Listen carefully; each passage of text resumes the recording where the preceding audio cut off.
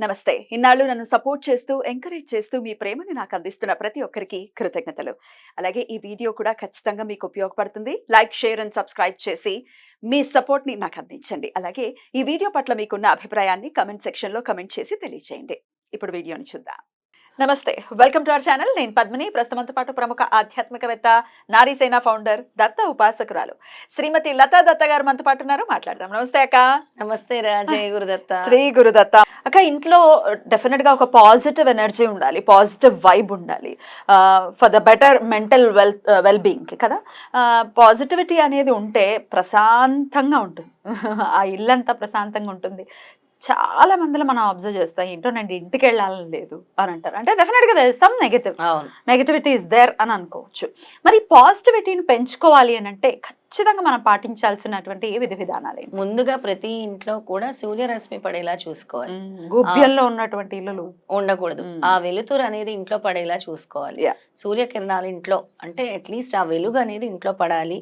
తర్వాత air oxygen flow లేకుండా ఉంటాయి కొన్ని ఇల్లు. అవును, ఆక్సిజన్ అసలు ఉండదన్నమాట ఇంట్లో. అప్పుడు నెగిటివ్ ఎనర్జీయే ఫామ్ అవుతుంది. తర్వాత ముఖ్యంగా ప్రతి ఒక్కరు కూడా బాత్రూమ్ల విషయానికి వచ్చేసరికి శుభ్రంగా ఉండవు. అసలైన నెగిటివ్ ఎనర్జీ బాత్రూమ్స్ నుంచే స్టార్ట్ అవుతుంది. దాన్ని శుభ్రపరచుకోవాలి. ఆ డోర్ గడి పెట్టి ఉంచాలి ఎప్పుడు కూడా. దాన్ని ఓపెన్ గా ఉంచకూడదు, క్లోజ్డ్ ఉండాలి. మనకి పాజిటివ్ ఎనర్జీ ఇంట్లో ఫామ్. ఎందుకంటే ఇప్పుడు అన్ని మన కర్మకి ఇంట్లోనే కదా బాత్రూమ్స్ అన్ని ఇదివరకు రోజుల్లో ఎక్కడో పెరట్లో లోపల అవును ఉండేది. అసలు దాంతోనే అసలు ఎక్కువ నెగిటివ్ ఎనర్జీ అనేది వస్తుంది అనమాట. అందుకే దాన్ని ఎప్పుడూ శుభ్రంగా ఉంచుకోవాలి, కడుక్కుంటూ ఉండాలి, ఫ్రెషనర్స్ అనేవి పెడుతూ ఉండాలన్నమాట. తర్వాత ఇంటి ముందు కూడా శుభ్రంగా ఉండాలి. గుమ్మం, లక్ష్మి రావాలి ఆ ఇంటికి అని అంటే గుమ్మం ముందు ముగ్గు ఉండాలి ఖచ్చితంగా. తర్వాత ప్రతి ఇంట్లో కూడా దీపం ఉండాలి. ఆ దీపం అనేది ఎవరు పెట్టట్లేదు, నిత్యం పెట్టట్లేదు. ఏదో పూజ చేసుకొని ఎప్పుడైనా గురువారాలు శుక్రవారాలు చేసుకుంటామండి, రోజు మాకు తీరుకుండదు అనే వాళ్ళు చాలా మంది ఉంటారు. కానీ ఆ ఇంటి ఇల్లాలు రోజు దీపం వెలిగించుకుంటే చాలా లక్ష్మీకరం, పాజిటివ్ ఎనర్జీ వస్తుంది. ఈ విషయాలు మాకు అందరికీ తెలుసు అని అనుకుంటారు కానీ పాటించరు. ఇంకో ముఖ్య విషయం ఏంటంటే చాలా అన్నెసరీ అన్వాంటెడ్ థింగ్స్ ఉంటాయి ఇంట్లో. ఆ వస్తువులతో పాటు ఇంట్లో నెగిటివ్ ఎనర్జీ ఫామ్ అవుతూ ఉంటుంది. అవన్నీ కూడా ప్రతి అమావాస్య రోజు తీసి పడేస్తూ ఉండాలి. అమావాస్య రోజు ఇంకా చాలా మంది కిచెన్ లో మందుల్ని పెట్టుకుంటారు, వేసుకునే బీపీ షుగర్ టాబ్లెట్స్ అనేవి కిచెన్ లో పెట్టుకోకూడదు. అవి దానివల్ల కూడా నెగిటివ్ ఎనర్జీ ఫామ్ అవుతుంది. కిచెన్ లో అనేది అస్సలు పెట్టుకోకూడదు. ఇంకా ఇంటికి ఎదురుగా తూర్పు దిక్కులో తులసిని పెట్టుకోవాలి, తులసి మాత. ఆ తులసి ప్లాంట్ వల్ల మనకి మెంటల్ స్టెబిలిటీ అనేది వస్తుంది. ఆ ఇంట్లో సుఖమైన వాతావరణం వస్తుంది అనమాట. సుఖశాంతులు ఉంటాయి సమృద్ధిగా. ఏ ఇంట్లో అయితే తులసి ఉండదో అక్కడ నెగిటివ్ ఎనర్జీ ఎక్కువ ఉంటుంది. ఏ ఇంట్లో అయితే తులసి ఉంటుందో అక్కడ పాజిటివ్ ఎనర్జీ ఉంటుంది అనమాట. సంతోషం అనేది కూడా ఆ ఇంట్లో వస్తూ ఉంటుంది. ఇంకా ప్రతిరోజు కూడా ఏదైనా ఒక అరోమా క్యాండిల్ గాని, అరోమా క్యాండిల్ గాని, లేదా ప్రతి శుక్రవారము ధూపం వెలిగిస్తూ ఉండాలి ఆ ఇంట్లో. మర్చిపోకుండా ధూపం వెలిగిస్తూ ఉండాలి. ఇదివరకు రోజుల్లో ఉండేది కదా ఈ గుగ్గిలం వేయటం కూడా ఉండేది. గుగ్గిలం చక్కగా వేసేవారు, ఇంటి నిండా ధూపం పెట్టేసేవారు. ఇది చాలా ఇంపార్టెంట్ అన్నమాట.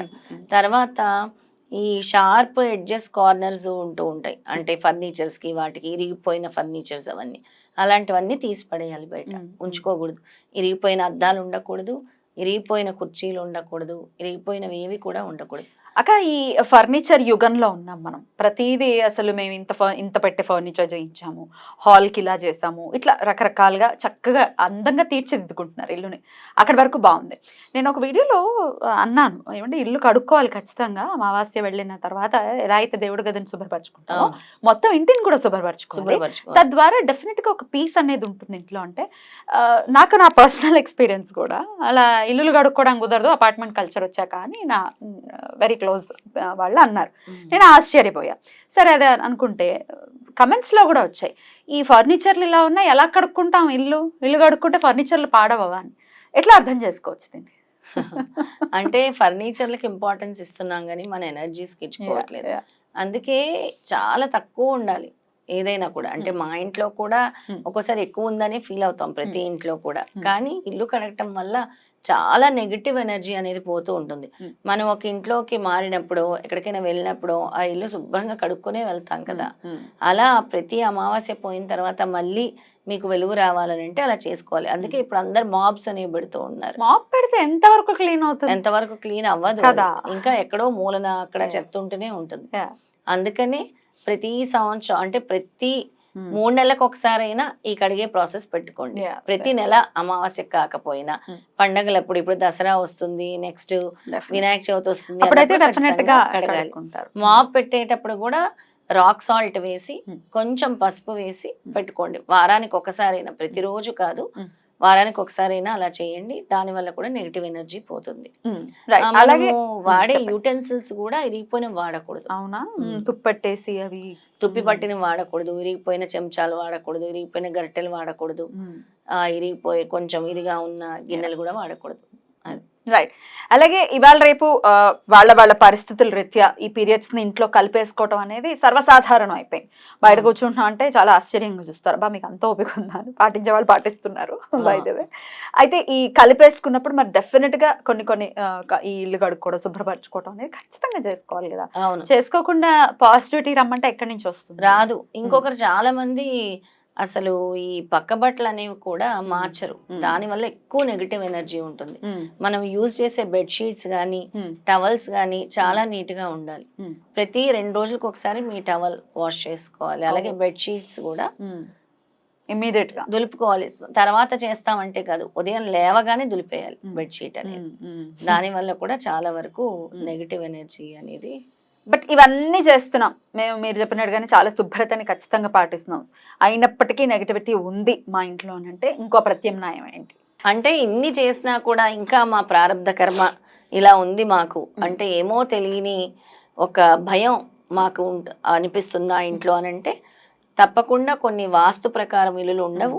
దానివల్ల మీకు ఆ ఇంట్లో ఎక్కువ నెగిటివిటీ ఉంటుంది. అప్పుడు ఇల్లు మారటం అనేది చెయ్యాలి. అసలు ఆ ఇల్లు మారటం అనేది బిగ్గెస్ట్ టాస్క్ అవుతుంది.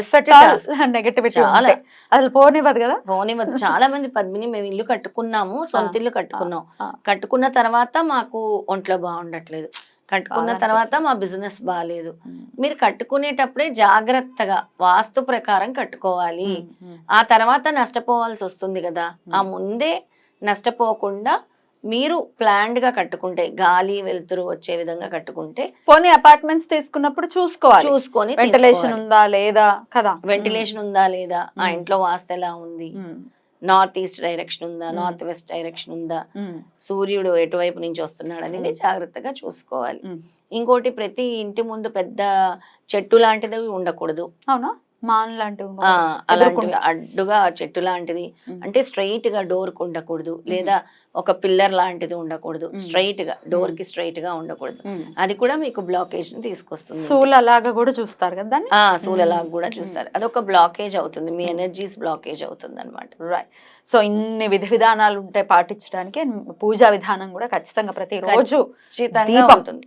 నిత్య దీపము, కొన్ని ఫేవరబుల్ థింగ్స్ అనేటివి అంటే చాలా వేరే వేరే కలర్స్ వేస్తూ ఉంటారు ఇంట్లో. దాని వల్ల కూడా నెగిటివ్ ఎనర్జీస్ వస్తాయి. వెరీ బ్రైట్, డార్క్ కలర్స్ వేస్తారు, బ్రైట్ వేస్తారు, బ్లాక్ వేయకూడదు. తర్వాత వచ్చేసి అదృష్టం తీసుకొచ్చే ప్లాంట్స్ పెట్టు. ఈ ప్లాంట్స్ వల్ల చాలా పాజిటివిటీ వస్తుంది ఇంటికి, మొక్కల వల్ల ప్రతి ఒక్కరికి కూడా. రైట్. బ్యూటిఫుల్ గా ఎక్స్ప్లెయిన్ చేశారక్క, కృతజ్ఞతలు. నమస్కారం. జై గురుదత్త. శ్రీ గురుదత్త.